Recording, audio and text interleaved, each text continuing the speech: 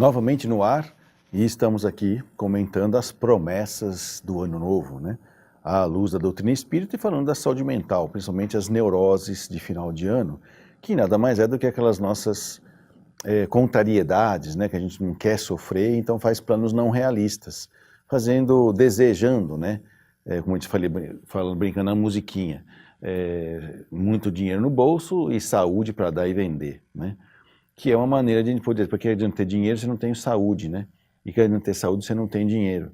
Ou como fala aquela que eu via quando era criança, né? Laica nós laica, mas money que é good, a gente não have, então não dá para fazer as coisas que a gente quer, que é o ter dinheiro. Mas é aí que a gente começa a perceber, então, como que o ciclo da neurose é trabalhado do ponto de vista na nossa cabeça para fins de manipulação psicossocial, né?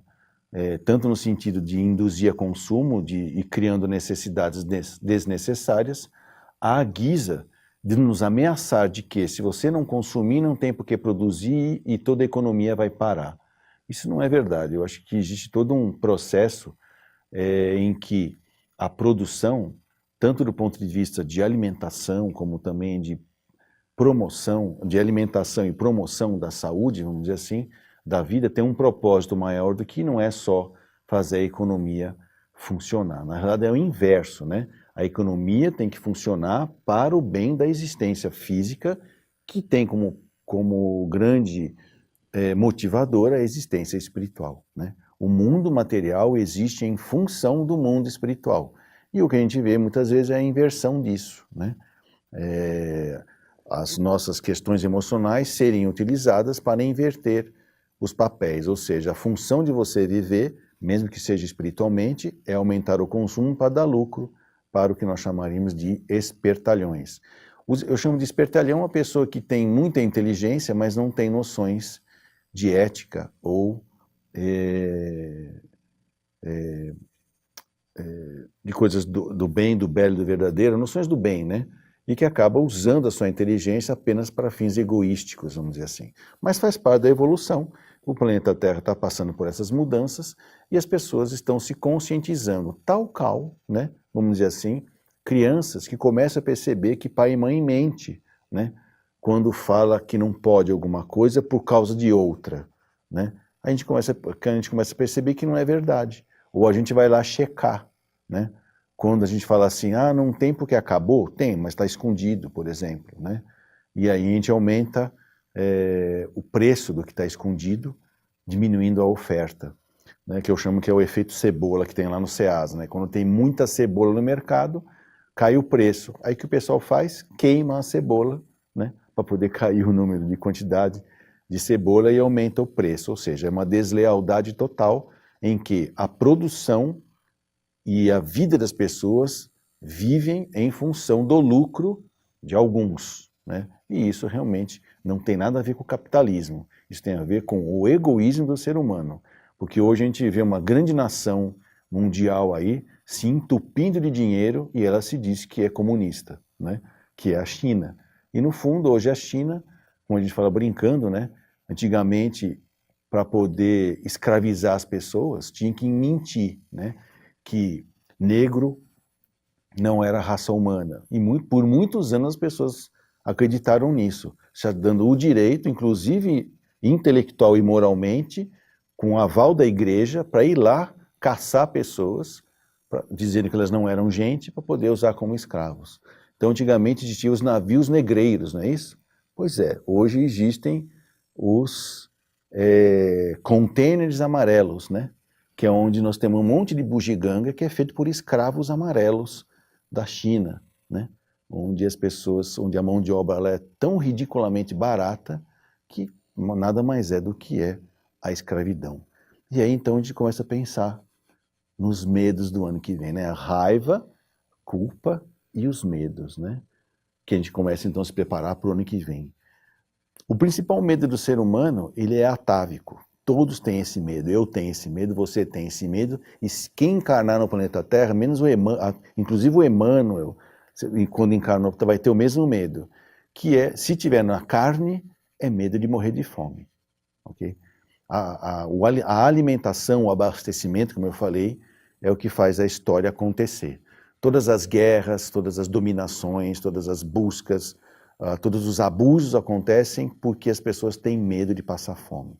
E o medo de passar fome, ele é tão maior quanto for menor a sua fé, né? Ou seja, a sua ligação em alta fidelidade com algo que transcende ao corpo. Porque se você tem medo de morrer de fome, é porque você não sabe qual é a verdadeira vida, né? Ou seja, para poder garantir a única vida que eu acredito, que é a vida material, eu tenho que ter muito e garantir a meu estômago e o estômago daqueles que eu gosto e que rezam a minha cartilha. E aí então se tornam, aí que se surgiram nações, né?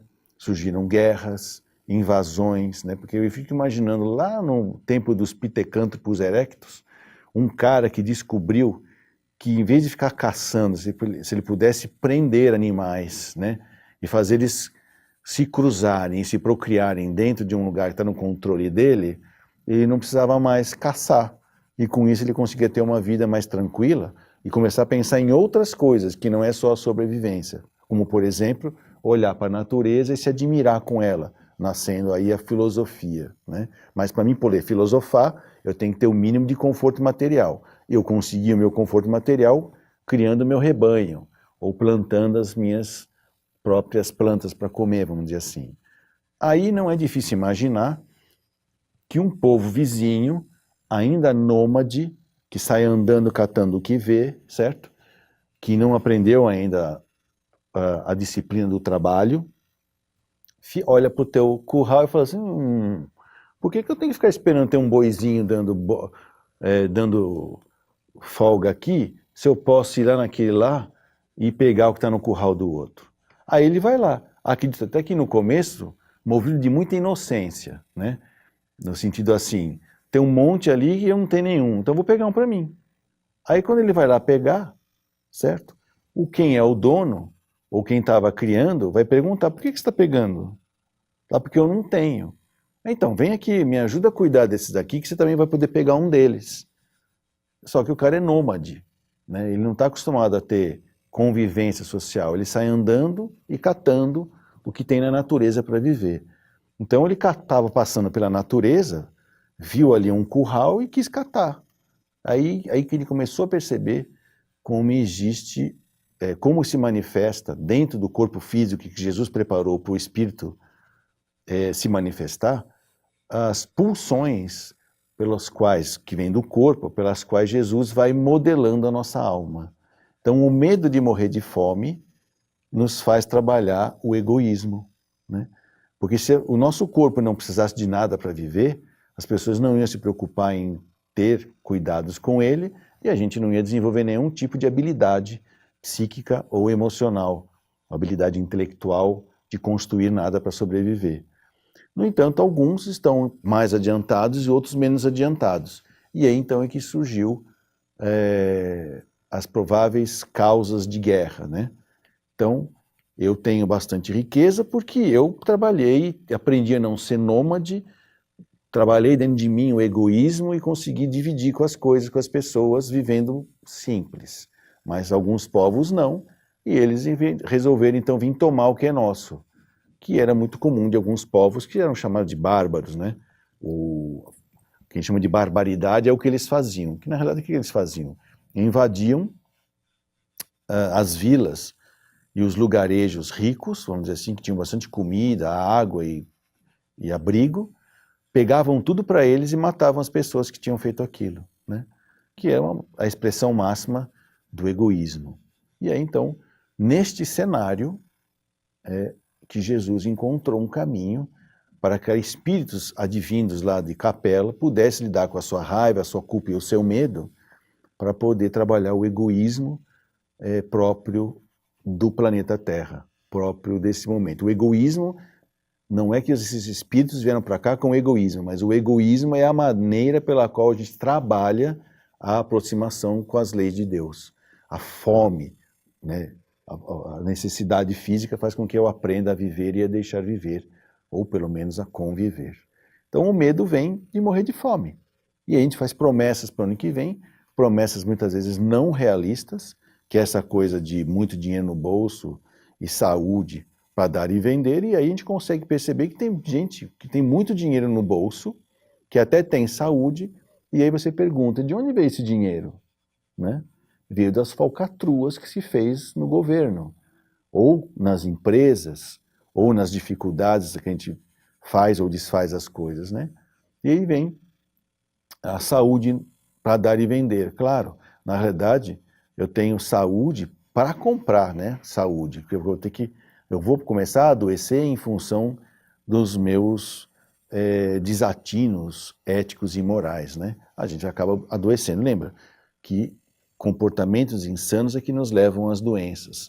E não ser honesto, não ter a mente aberta e não ter a boa vontade, vai nos adoecendo até que a gente aprende nesse processo. Isso não é um castigo, tá? Porque Deus não tem mais o que fazer em termos de criar o bem, o belo e o verdadeiro do que ficar castigando as pessoas. Não. É meio que natural, quando você se afasta ou vê, mas não pega, vê, mas não quer o bem, o belo e o verdadeiro, que as coisas vão acontecendo te conduzindo para isso. Daí é que vem o medo. Por isso que nasce logo em seguida do medo a necessidade do controle e do poder, que é hoje que a gente vê no mundo, pessoas que usam sua inteligência para alcançar o poder, para continuar dominando as pessoas, para garantir aquilo que ele começou lá atrás, seu estômago cheio. Então, desde um miserável que mora na rua, que luta por uma comida, né, até um grande ditador ou um grande pseudo-democrata de qualquer lugar do mundo aí que a gente imagina, que está no poder, o que ele quer é não passar fome, né? Ele quer garantir seu estômago. Então, enquanto as pessoas ainda forem guiadas pelo estômago, o mundo vai sofrer raiva, medo, culpa, medo e a necessidade de estar no poder, ou seja, de estar no controle das pessoas. Como é que Jesus nos trouxe, então, pessoalmente, né, porque ele veio pessoalmente nos demonstrar que a gente poderia romper esse ciclo das neuroses, tão necessária para o desenvolvimento intelectual e moral do ser humano. Mas chega um momento em que eu tenho que transformar isso como uma massa de farinha de trigo com água, é apenas uma maçaroca, que se você não tratar essa maçaroca, ela vira cola, né? Vocês já viram aquela cola que a gente fazia antigamente com farinha e vinagre, né? É isso, se você não tratar aquela massa, ela é encrua e não dá para fazer comida nenhuma com aquilo. Então como é que a gente faz uma massa de farinha de trigo virar um pãozinho tão fofinho, né? Como é que a gente faz? Põe o fermento, né? E o que é o fermento para Jesus? É a fé, né? É uma razão pela qual a farinha e a água se misturaram. É se transformar. Transformar em quê? Em algo sublime, leve, saboroso e que alimenta, e nesse caso aí alimenta a nossa alma. Então Jesus nos trouxe a boa nova, que é o grande fermento para o nosso egoísmo, para o nosso orgulho, para o nosso apego, que faz parte da matéria-prima que Jesus nos trouxe para desenvolver a ética e a moral. Mas qual é o elemento principal? Que é o quinto elemento, né, disso tudo, é o amor, né? Esse é o fermento para isso tudo. E é através do amor que eu aos poucos vou realizando Deus dentro de mim, né? Que é essa lei do amor dentro de mim. Por isso que na doutrina espírita se fala tanto da caridade, né? Fora da caridade não há salvação. E lembrando que quem faz a caridade é que está se beneficiando, né? Quem faz o bem para o outro, ajudando ele a sair do desespero, seja da comida, do desespero, seja de alguma doença, do desespero de alguma dificuldade de convivência, com uma palavra que eu ajude o outro, ele sim recebe um bem, mas o grande beneficiado, né, é quem fez, porque eu estou, através da minha atitude de amor, eu estou realizando Deus dentro de mim. Por isso que é importante a gente ter a fé. E por isso que no meio espírita também se fala que a fé é a mãe da esperança, né, e da caridade. Por quê? Porque se eu não estiver ligado a essa causa maior, se eu achar que a minha vida é só material, eu vou ser movido pela raiva, pela culpa, pelo medo e pelo controle. Mas se eu estou ligado a esse poder superior, a uma razão maior de viver, Então eu passo a responder pelo amor. É a grande resposta. Eu sou responsável por mim, não pelo que os outros fazem. Então eu pratico o amor por mim, né? Para que eu desenvolva a habilidade de me desenvolver dos velhos hábitos da raiva, da culpa, do medo e do controle e passar a me envolver, né, com as coisas que transcendem ao mundo físico. Aí eu não tenho mais medo de morrer de fome, nem de passar frio e nem de passar necessidades, porque eu não estou aqui para atender as minhas necessidades. Eu estou aqui para realizar Deus dentro de mim. E eu faço isso quando eu tomo conta da necessidade do outro. E quem descobriu isso, eu sempre falo isso, descobriu isso de uma maneira muito prática, muito assim, que existe até hoje, desde 1935, são os alcoólicos anônimos, por exemplo. O Bill Wilson, que é o fundador dos alcoólicos anônimos, descobriu, percebeu, né, dentro dessa retórica cristã, que é ajudando o outro que eu me ajudo, que quando ele estava ajudando outros alcoólicos, ele não pensava em beber. Então, esse é um exemplo prático de quando eu estou ajudando o outro a crescer, Deus se realiza dentro de mim. E essa realização dentro de mim é que me afasta da vida instintiva e emocional, me trazendo para uma vida de sentimentos nobres e, portanto, de ações nobres e de palavras nobres, que é o bem, o belo e o verdadeiro. Isso, então, é que a grande resposta, vamos dizer assim, para se evitar as neuroses de ano novo, né, é você começar a fazer planos realistas neste sentido. O que é que eu posso, no ano que vem, com o que eu tenho, tá? Não é nada muito mágico, né? Não precisa fazer estrepulias do ponto de vista espiritual. Não, eu vou vender tudo que eu tenho, vou vestir uma bata branca, vou andar de sandálias feitas de garrafa PET, porque aí eu vou levar a palavra para as pessoas. Não, isso aí você está abrindo mão do seu potencial. Não, você pode sim, com o que você tem, fazer o bem. E sem a tal da ostentação, vamos dizer assim, podendo utilizar a sua capacidade de influenciar as pessoas, até pelas coisas que você tem, pelos poderes que você tem, pelo dinheiro que você tem, sei lá o que for, para poder ajudar o outro, porque ajudar o outro é que faz você realizar o bem dentro de você, né? Isso que é interessante em termos de planejamento para o ano seguinte, né? E não planejar ganhar mais dinheiro para comprar mais coisas e sendo mero marionete da propaganda e do marketing, iludido com o medo, né, de morrer de fome, que vem embutido naquela ideia de que a economia precisa funcionar, né, de que o consumo precisa acontecer. Não, o consumo não tem como não acontecer. A gente consome a vida para poder viver, não tem como isso não acontecer.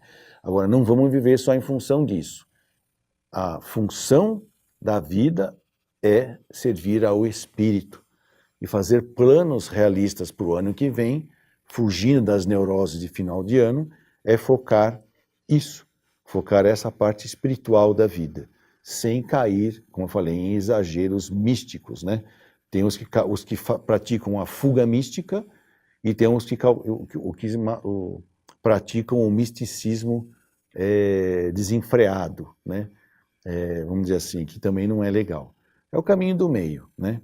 Uma boa religião te ajuda a manter o contato consciente com Deus, e a melhor religião é aquela que torna você um homem melhor em serviço ao próximo, certo? Não existe a melhor religião no geral, e com isso você pode fazer planos realistas. E com esse ciclo das neuroses, que é a raiva, a culpa, o medo e o controle, acaba sendo interrompido pela responsabilidade. Eu respondo por aquilo que eu faço, e como eu estou aqui a serviço do amor maior, a minha resposta a isso tudo é a dedicação, né, caridosa ao meu próximo, seja atendendo às necessidades materiais, nas necessidades psicológicas ou sociais, ou simplesmente nas necessidades espirituais. Para isso, sim, eu vou ter um ano novo, com muito amor no peito, né, que em vez de muito dinheiro no bolso, e com muitos braços para trabalhar e servir, e não com muita saúde para dar e vender. E com isso a gente consegue manter o equilíbrio. O nosso programa de final de ano está chegando ao fim, a gente realmente deseja que este ano, e assim como os próximos, a gente possa realmente realizar Deus em nós através do serviço ao próximo, e esses são os desejos que a gente tem para vocês nesta passagem. A gente vai estar aqui na semana que vem para mais um programa novamente e estaremos falando das neuroses de Reis, do dia de Reis. Até a semana que vem, se Deus quiser.